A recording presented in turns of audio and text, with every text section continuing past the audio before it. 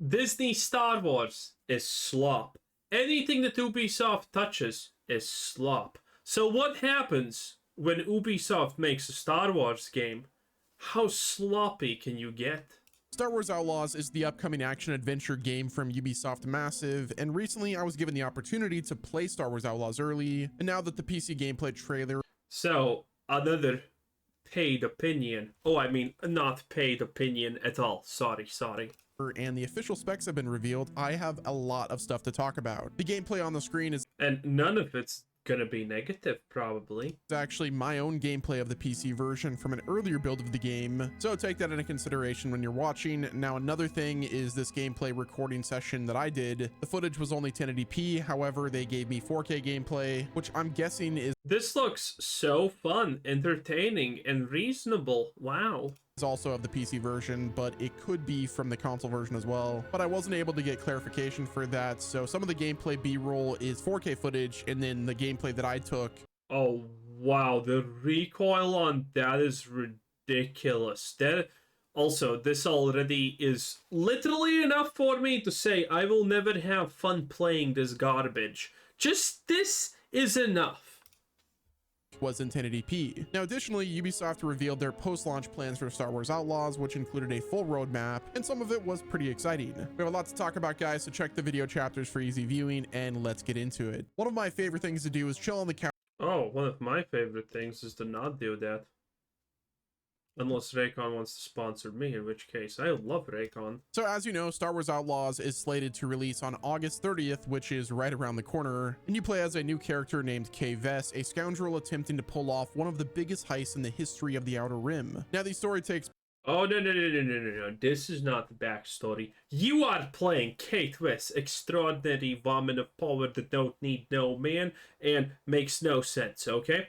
And you are the most notoriously well-known outlaw in the outer regions and the underworld. And somehow no one knows who you are and no one cares. But you are the most notorious person ever, so go do a couple of side quests so, you know, they actually now really know who you are. It makes sense, don't worry about it. It's only written by a bunch of women. Place between The Empire Strikes Back and Return of the Jedi, but even though it's set during the original trilogy, you shouldn't expect any help from the Rebel Alliance. Now, obviously, you know that the Rebels were dealt a pretty harsh blow at the Oh, look at that. Baby Yoda has his own thing where he can sit. Why? I don't know, but he does. end of The Empire Strikes Back, meaning the Rebels were off recouping and planning for their assault that takes place during Return of the Jedi. So essentially, the Empire has more or less complete control of the galaxy. However, there are various criminal syndicates getting more aggressive about challenging their authority in the absence of the Rebel Alliance. Plus, the game takes place in the Outer Rim, which... That doesn't make sense, because if the Rebel Alliance is, you know, battling the Empire, that means the Empire is stretched thinner because they need to fight the Rebels. So you're telling me the story is literally, yes, we are the Empire, our greatest adversary, the Rebels, is no longer here, and now because we have more resources than ever, because we no longer have to worry about them, these criminal organizations have decided it's a good time to challenge us.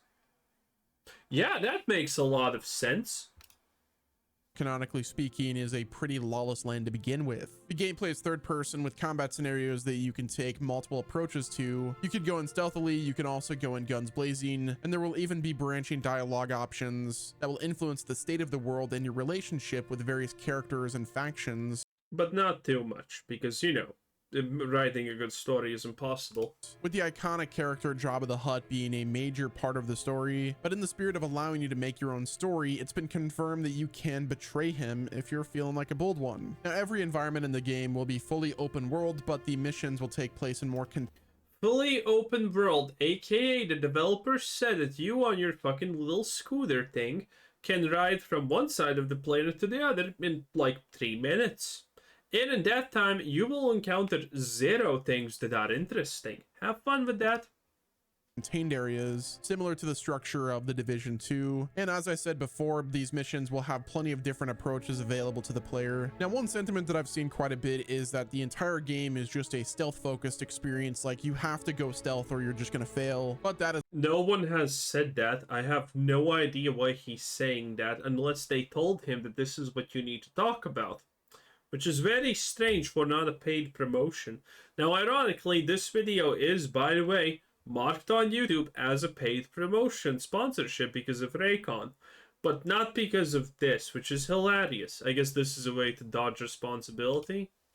That's far from the truth. Funny enough, there was a section where I wanted to be stealthy for the entire area, but I was forced to use my blaster to progress. I would say that for the 4 hours that I played, I did about half of it stealthy and then the other half just straight up guns blazing, which was a pretty fun experience. Now, time between missions will be spent going from planet to planet or zipping around the surface on your land speeder, but remember, if you have bad reputation with the ruling authority... But remember that this game has the same amount of loading screens, but longer as Starfield, so have fun. Of a specific area, you will have to stay hidden, or if you get caught, then they'll arrest you and just send you back out of the area that you were caught in. Now, what I actually liked is your reputation will actually follow. So, you're infiltrating evil people, aka people who think that solving problems with violence is reasonable, which I agree. If you can't solve a problem with violence, you're just not using enough of it. Pro tip for the future, young ones.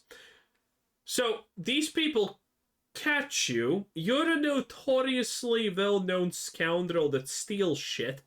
And they're like, yeah, let me just escort you out because, you know, you're probably just lost. Yeah, again, very believable. This is exactly the slop level I expect from Star Slop.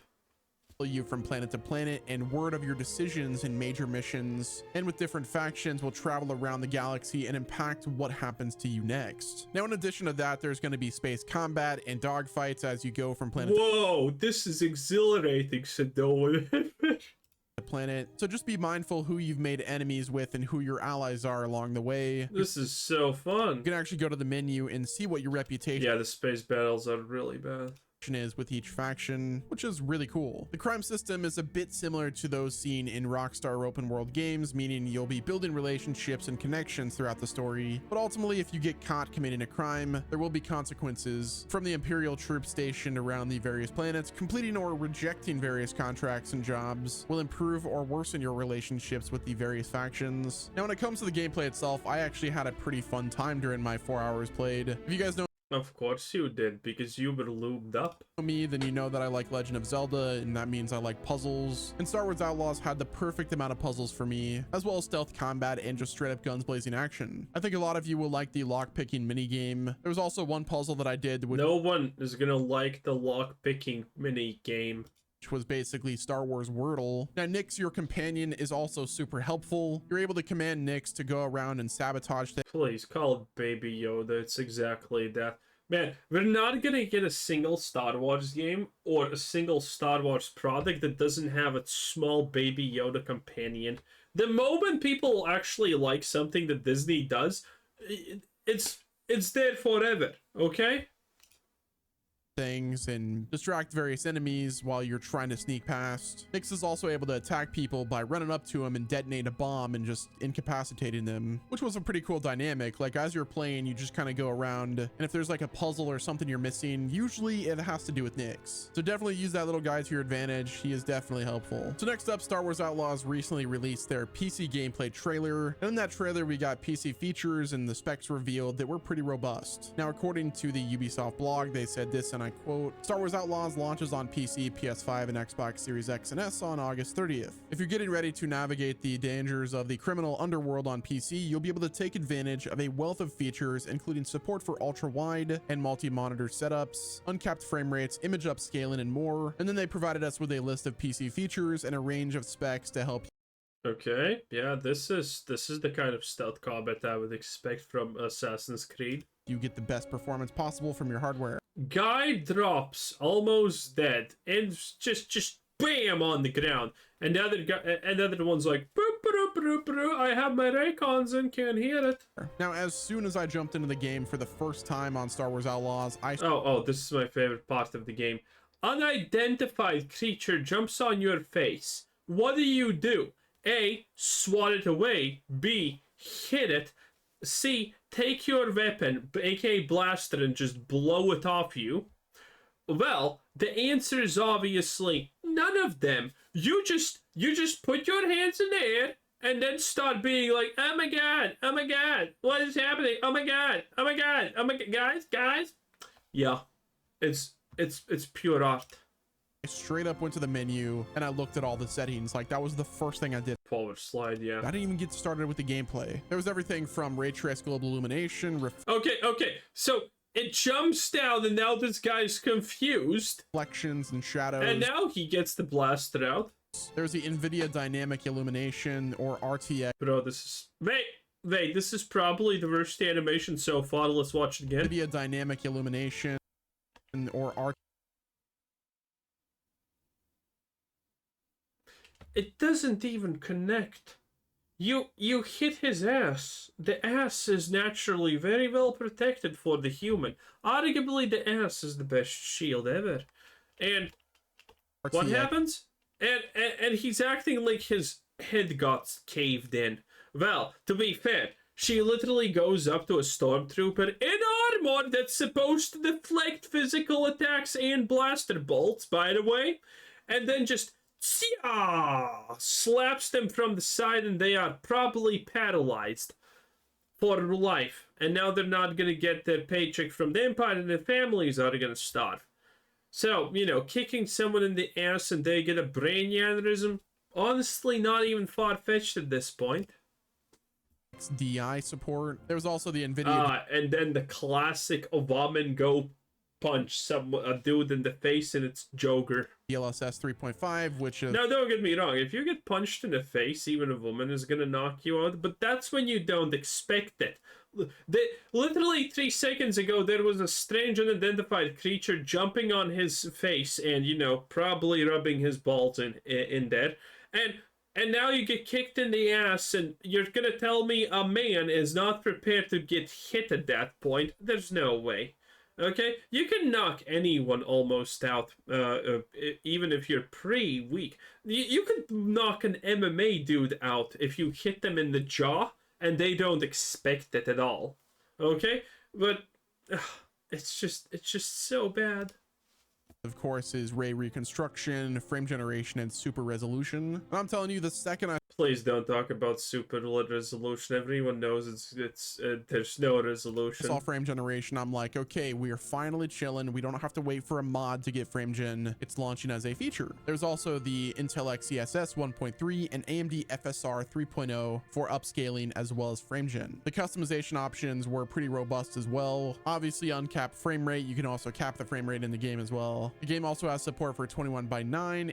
I can't wait when this comes out and it logs for everyone and is filled with bugs. It's going to be great. And then multi-monitor and ultra-wide support. Now, and by the way, even if there are no bugs, again, this is just such a poor excuse for a game. It's insane. In terms of the PC specs, for minimum requirements for visual settings 1080p at 30 FPS, you'll need a GeForce 1660 or an equivalent AMD or Intel. For the CPU, you'll need an i7 8700K or the equivalent, which is the AMD Ryzen 5 3600. For the OS, knock him out. You'll need Windows 10 or 11, and then the storage is at least 65 gigs. Now, the recommended for 60 FPS at 1080p is an What is this stance? He's almost T-posing, but it's not.